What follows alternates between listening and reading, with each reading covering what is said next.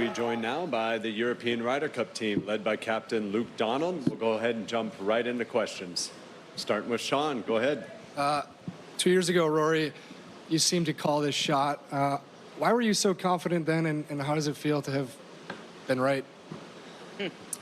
It's nice to be right. I'm not right all the time. I have absolute confidence in this team, absolute confidence in our leader, Luke Donald, the vice captains, the backroom staff, the things that people don't see behind the scenes. I think we won in Rome, and the wheels were set in motion to try to do something that hadn't been done in over a decade. And as we talked today, 11 of the 12 on the team are the same. The captain's the same. We believed a lot in our continuity, and I believe that we had a really special group in Rome, and I felt like we had a real, I said that in the euphoria of winning a Ryder Cup, but I really felt like we had definitely way more of a chance than we had in Whistling Straits in 2021. So I was bullish about our chances, but this has just been a dream week, and it obviously was really tight there at the end. It was a bit stressful, but the big lad sitting one right to Luke played an unbelievable last 4 holes, and he carried me through the afternoon yesterday as well. Absolute legend, along with everyone else sitting up here, and just so happy that we could get it done. Up here to Ryan. Guys, congratulations, Rory, for you. The fans, I don't need, oh yeah, go ahead, take your time. We leave? Chug. You got any more? Over here. I don't need to tell you about the fans, obviously, but the question is, how do you pick and choose when to interact? Yesterday on 16 in the afternoon, I heard some guy who was like, Roy, you're not that good, and you said, I'm really effing good. So I am. I know you are. Really good. I know. But when do you pick and choose when to interact with the fans? Obviously, there's playful banter. Honestly, I'd say it's just on impulse. Sometimes I do, sometimes I don't. I'm quite an impulsive character, if you haven't noticed. And sometimes I'll engage, and sometimes I'll catch myself and refrain. But I don't really choose when, and it's sort of, sometimes I do, sometimes I don't. Would you be okay with another Ryder Cup in this area? If the result was the same, absolutely. Up to 18. Luke in the back here. Keegan was in here a few minutes ago saying that he disagreed with the injury rule that impacted Victor and Harris, and said that it should be changed by the next Ryder Cup. I wanted to get your thoughts, not on how it impacted today, but just on the rule in general. I think it's been in place since 1971. The US have used it before. I think it's happened in 1991 with Steve Pate. That was a tight Ryder Cup, too, 14.5, 13.5. It happened in 1993. Sam Torrance couldn't play with an injured toe. The US won that one. It's just, we have contracts for a reason, a captain's agreement for a reason, for situations that occur. I want to center it back to Victor. I would have had absolute faith in him to deliver a point today. He couldn't play. He was gutted. He was close to tears to not be able to play. So the rule is the rule, and it's been in place for a long time. Over here with Luke. Congratulations, everyone. Justin, for the second, I'm just over here. For the second straight Ryder Cup, you've led everyone in putting, and yesterday you gained more strokes with your putter than the entirety in Rome. Like, how do you do this? What's it like when you get into this superhero role? So mature. I wish I knew. I wish I could be a bit more selfish and know that 25 weeks of the year. But do you know what I mean? I feel like the power of this, the power of the group, who knows what it is, that ability to lock in, the ability to just want it that little bit more. I don't know. The answer to your question is I don't know, other than the badge and the boys, honestly. And yeah, that's all that matters. Yeah. Badge and the boys. The badge and the boys. Yeah. The boys' badges. I wish I played better today, if I'm honest. Today I felt like I didn't putt as well, but you kind of live and die by the putter in match play, for sure. And there's always momentum swings with a putter. you know, you make a long one, you steal something, you miss a short one, you gift something. There's a lot of pressure on the putter. Putter's a huge key, and obviously the way the golf course was set up this week as well, the putter was a very, very key club in the bag. And obviously, yeah, it worked beautifully for me for most of the week. And then I would say today I would probably rue it a little bit, if I'm honest. So, you know, yeah, you live and die by it. Kevin? John, I want to start this with you, John, but anybody else can pick it up after you're done. In America, we seem to be under a constant quest of, like, what makes a good captain? We're still trying to figure it out. I'm curious what you think. What makes Luke such a good leader of men?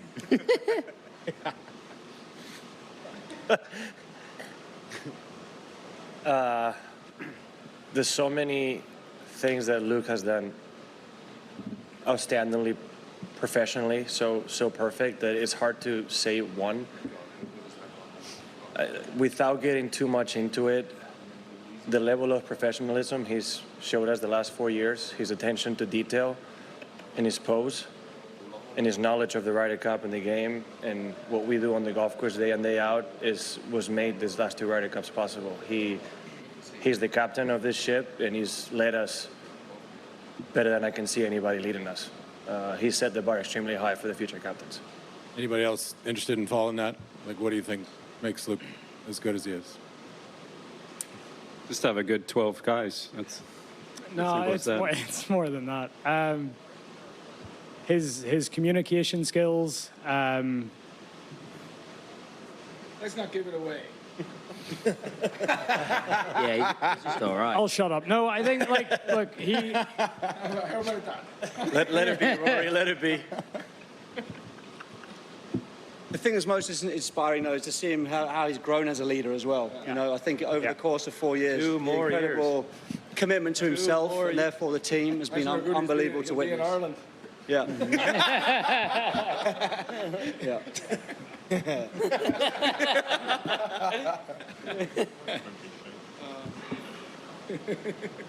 Kyle? No comment.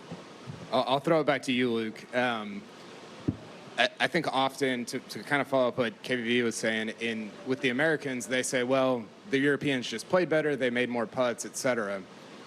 The more often that happens, the more it seems like the 2-year buildup to that, all the attention to detail, all the infrastructure you guys have in place, is why you play better. It's why you make more putts. Can you speak to, like, what that attention to detail is like in that lead up to the Ryder Cup? Yeah, I really have committed myself to this job because I feel I owe it to the players and I owe it to the Ryder Cup, which has been so special to me. I've had so many incredible experiences. So, yeah, I've had to kind of put my own game a little bit to the side, and every day I'm trying to think about things that could help us, come up with different things that might just give us a little edge. You know, we came into this in New York. We knew New York was not going to be easy. It was rough. It was brutal at times out there. It really was. It was nasty sometimes. But, you know, I think when you prep these guys enough and you communicate enough with these guys and you give them a plan and an idea and a theme and a motivation. They don't really need motivating, but, you know, the theme kind of causes the cohesion of the team. And, you know, I was very fortunate to have 11 of the same guys from Rome. But and brother.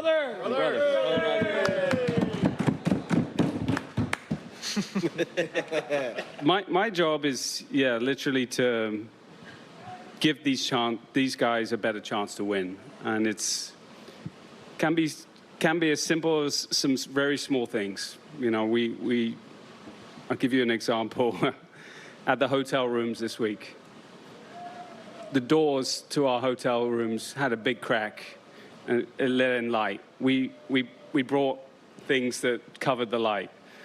We put different shampoos that had a better smell. We had the Labo, if anyone's wondering, really nice. Really nice. We changed the bedding because the beds weren't very good. and they just had sheets, and we created a much nicer bed so guys could sleep, they could have more energy. So those are just little things, but I mean, I'm going into some really small details, but... Snacks for everyone. I'll tell you what, they won't need to change the bed linen in their manner. Let me tell you that. 1,500 a night. But it's just taking the time and having the care that you want to do everything you can to kind of give these guys the best opportunity. You want to create an environment where they can succeed. These are 12 amazing players. We know that.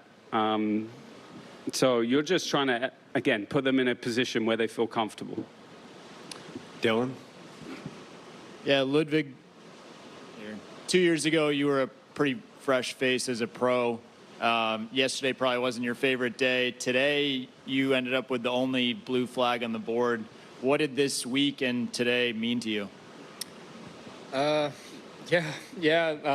time in Rome, it was sort of a whirlwind for me. Obviously, just turned pro a couple of months prior, but felt a little bit more comfortable this week, I guess, knowing a little bit more what to expect. But yeah, today I was proud of the way that I played, and I'm proud of, being a part of this team. There's 11 guys that have tremendous joy to have been a part of, and a captain that I'm so happy that he put trust in me, and I'm just trying to repay that by playing good golf. Today is a day that I'm going to remember for a very, very long time. James? Shane, you had the winning moment today. I guess I'm wondering, when you woke up this morning, if you thought there was any chance that you would be the guy to finish it out. And if you could just take us into that moment on 18, what was going through your head? Yeah, you only retained it, Shane. Just calm. They're won us the Ryder Cup, by the way. But it was a bit of 2 pull from 10. Gosh, Shane. To be honest, no. I have faith in my team to go out, and I thought we were going to win the Ryder Cup early today. But it's not that we weren't all going out to win our own match. That was the main goal. And look, Luke, we were well prepped on that last night. You don't want to take any complacency out there to that arena against those players. The US team are 12 amazing players, and we knew it was going to be very hard. But I didn't envision myself going up the 18th needing a birdie to retain the Ryder Cup. It was the worst 2 hours of my life. It was horrible. Honestly, it was. But I said to my caddy walking down 18, I said, I've got an opportunity to do the greatest thing I've ever done today, and I did it, and I'm very proud of myself. And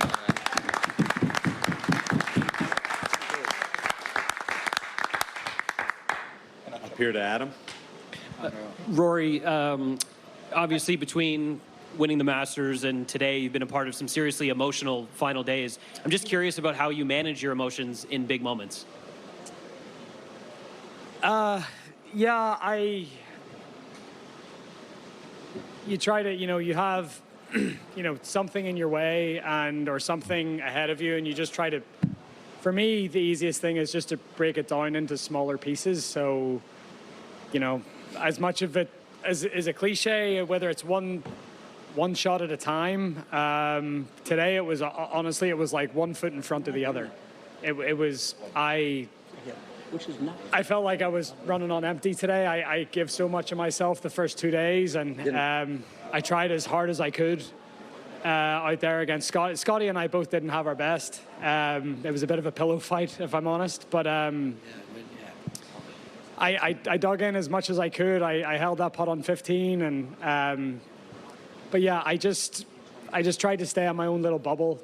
As much as possible. It was obviously quite difficult to do that at times, but I just knew every hole that I completed was a little bit closer to that goal that we all had in mind, and that was really the important thing. I was so appreciative to the VCs and Luke and everyone that was out there. Thomas Bjorn walked with me a lot today, and he kept encouraging me. He kept just saying 7 more holes, 6 more holes, 5 more holes, and just to have know that you've got that support of your team. It means a lot, especially in an environment like that out there. Adam Strupak. A question for Sepp. You had some exciting, stressful weeks. Now you're daddy of 2 boys and of 2 Ryder Cups. And 2 Ryder Cups. How does it sound for you? How does it feel? Yeah, it's unbelievable. The last couple of months have been a bit of a roller coaster for my wife and I. Little Thomas is doing well. He's in the hospital, but he's doing well. And, these guys, Luke and everybody has been so unbelievable in supporting me. And, I can't thank everybody enough for the support that you guys have shown me throughout this whole thing. I cannot thank everybody enough. Congrats from Austria. Adam? Luke, over. If you're asked to do this, if you're asked to do 2 more years, what's your answer? 2 more years. Mine says I'm going to enjoy tonight. All right. Justin was the leader in strokes gained putting, but who's going to be the leader in strokes gained partying tonight? Sepp. Sepp will stay undefeated. Yeah. I don't know. In Rome, I was leaving for the airport, and I still saw Tyrrell. People think it's me, but I'll be done early. No. Sepp, hands down. We'll have some fun. Austrian blood. Rosie. Dark horse in the back right.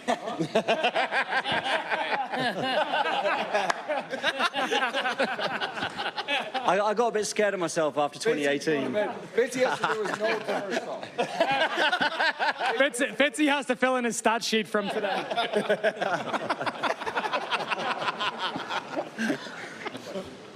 Alan? This is for Luke, right over here to your left. Europe dominated last decade. You guys are in position to do that again this decade. The sort of key connector between those eras is Rory. What does he mean to this team? Not just You guys told us we wouldn't win one for 20 years, though. What about that decade of dominance, Alan? No? Well, I failed to factor in the captains and what a big difference they make. And what does Rory mean to you guys? Not just his play, but his leadership and his confidence and all that intangibles.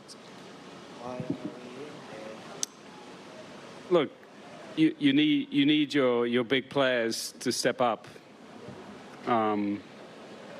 Looking at Rome, Victor was our FedEx Cup champ with Rory, with John. They had 10.5 points without playing together once in Rome. This week, Rory's won 4 out of 5. John, 3 out of 5. It's my fault. You argue Tommy maybe is 4 out of 5. Go on, Tommy. Go on, Tommy. You absolutely need your big guns to fire, and I think that's what we're proud of is that the U.S. guys, big guys, the guns, they didn't get as many points as ours. Did you last lose a match? And Rory has made no qualms about how important the Ryder Cup is to him. And I think that's inspiring to me. It's inspiring to his team. Maybe not quite on the same level as winning the Grand Slam and the Masters, but it's pretty effing close. It really is. He's talked to me about it many times, about how he wants to win an away Ryder Cup and how difficult that is. So to have someone, of Rory's caliber fighting so hard, that's inspiring for the team. And, see, we can't do it alone, but it's very helpful when, someone like Rory is contributing like he does. Well, just related to that, when we talk about a player's place in history, it's always individual achievements. But if Rory wins 8 or 9 Ryder Cups, if he goes on to be the leading point earner, how does that elevate him in the conversation? The Ryder Cup weeks are the best weeks of our lives. We talk about this all the time. Those individual accolades are fun. We individually, we're we want to achieve as much as we can. Rory has achieved so much in the game. You know, his place in history is set. But I think those weeks we spend together are the ones we remember the most and we cherish the most because of the times we get to spend with each other. Now that's a big part of my captaincy, is to create an environment where these guys having the best weeks of their lives, honestly. You know, we'll always remember this. We'll always go down in history. We talk about all the people that came before us, that paved the way for us. Now future generations will talk about this team tonight and what they did and how they were able to overcome one of the toughest environments in all of sport. And that is inspiring to me. And that's what Rory gets and all these other 11 guys get as well. Up to 13. Rory, sorry here. How sustainable for the game of golf is the level of abuse that you and others I know but received this weekend? I mean, is it something that you just have to accept, or is it something that's taking the game in a dangerous direction? No, I don't think we should ever accept that in golf. I think golf should be held to a higher standard than what was, than what was seen out there this week. Golf has the ability to unite people. Golf teaches you very good life lessons. It teaches you etiquette. It teaches you how to play by the rules. It teaches you how to respect people. And, sometimes this week we didn't see that. So, no, this should not be what is acceptable in the Ryder Cup. But, we will be making sure to say to our fans in Ireland in 2027 that,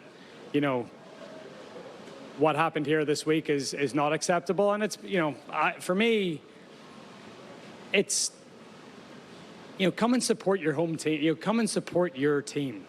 I think if I was an American, I would be annoyed that I didn't hear a lot of shouts for Scotty today, but I heard a lot of shouts against me. And it's like, support your players. That's the thing. So, look, it was a rough week for all of us. But at the same time, we shut them up by our performance and how we played, and we tried to, I chirped back a few times because it got to me a few times, but we tried to handle everything that came our way with class and poise, and for the most part, I felt like we did that. Mike 12. You have a question? Well, I was going to ask a similar question to Ollie, really, but when you've got police dogs and the police coming in, were you aware when that was happening? And have you ever seen anything quite like that on a golf course before when you've been playing? Wish they had to let the dogs off the leashes.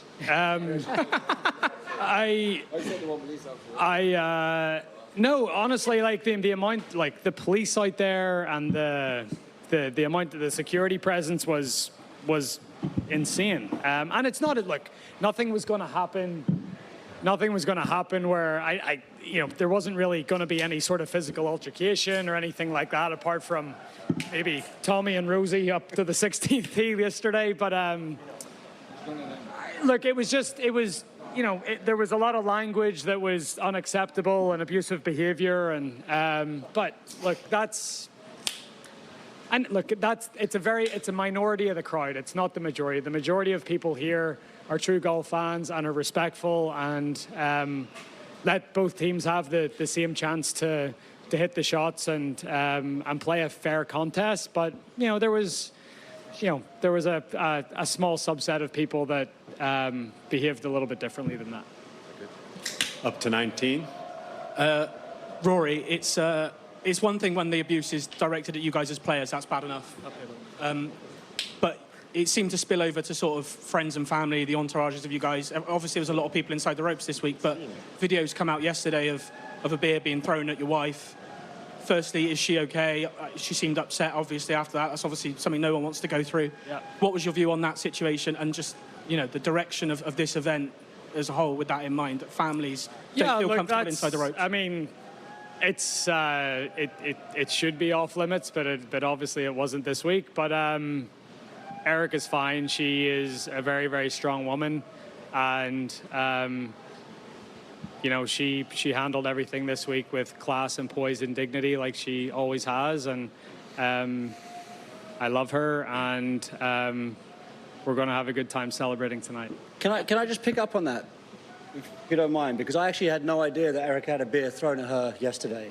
So fair play to Erica. She didn't bring that to the team room. We didn't make that a big deal. That's news to me, that says a lot about the strength of Erica and everybody in this team today. I was out there. I was out there for 2 days with Erica McElroy, and the amount of abuse that she received was astonishing. And the way she was out there supporting her husband and supporting her team was unbelievable. And kudos to her for that. Go on, Erica. And Rory, with all that in mind, everything you go through, how satisfying is it to turn around to someone and say, quote, "Shut the F up," and then stiff it to 2 feet? Very fine. Congratulations. It wasn't stiff. It wasn't stiff. I had to put it.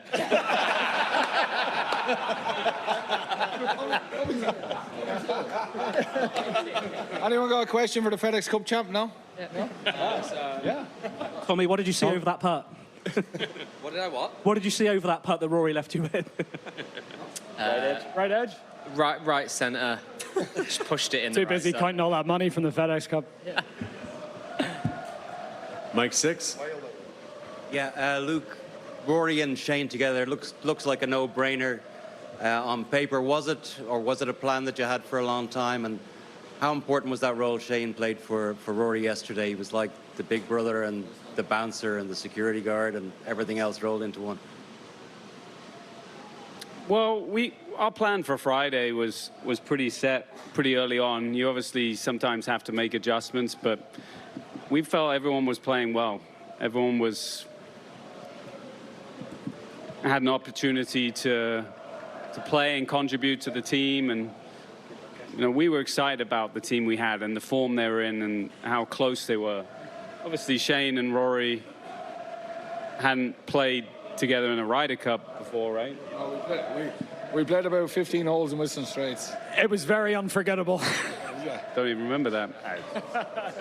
I just need another one of these. But again, you know, You ran out. yeah, these pairings. See, he doesn't know everything. I got to give a lot of props to Eduardo. You know, Eduardo and I sit down and we chat for many, many hours about all the kinds of different stats and the pairings and the personalities and the course fits. And, you know, when you have a partnership like Rory and Shane, you know, they get along, obviously, amazingly well. And, you know, I think in four balls, that's really important. But it was a pretty natural pairing. I think everyone wants to play with Rory. Yep. There's not many people, when I say anyone you don't want to play with, Rory's name doesn't come up very often. So, and to be honest, none of these guys' names come up very often. Often the answer is, I'll play with anyone. And that's what makes me proud as a leader. It's just the cohesion we have, the unity we have. You know, it makes making pairings quite easy because they all have each other's backs. And if I come up to them and say, what do you think about this? They're like, I trust in you, Luke, you know, let's go with it. So, again, that is a nice thing to have. It's nice to not have those big egos in the team room. We'll finish up over here with Gabby. Luke, you mentioned there was a theme of the week. I was just wondering, can you share what that theme was? Well, our theme was we were trying to win for a fifth time away. You know, the practice. We talked about it at the beginning of the week. The practice shirts were based off the wins we'd already had away: 87, 95, 04, 2012. 2012. everything we did was sort of centered around that, and to I'm a fucking moron, apparently. make the guys feel that we had done it quite often. You know, in 10 Ryder Cups since '83, we'd won 4 of them, and we come damn close 3 other times. So this wasn't an impossible task. We knew it was going to be difficult, but you want to inspire them to know that it can be done. You know, my job again is to give them the reasons to make them believe that they can win, and so that was really our theme. Thanks, everybody. Thank you. Thank you.